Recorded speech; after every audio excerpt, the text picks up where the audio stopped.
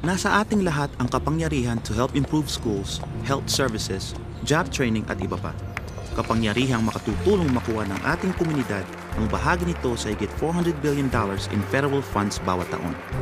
Abangan sa mailbox ang 2010 census form ngayong Marso. At huwag kalimutang ipadala via mail pagkasagot mo. Dapat mag-participate ang lahat ayon sa batas. 10 simpleng tanong lang yan.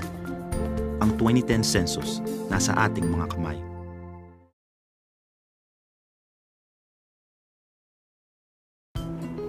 Gaano katagal para makatulong pabutihin ang komunidad? Edukasyon, healthcare, matagtagan ng job training.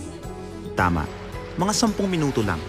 Your census form can help your community para makuha ang bahagi nito sa higit $400 billion in federal funds bawat taon.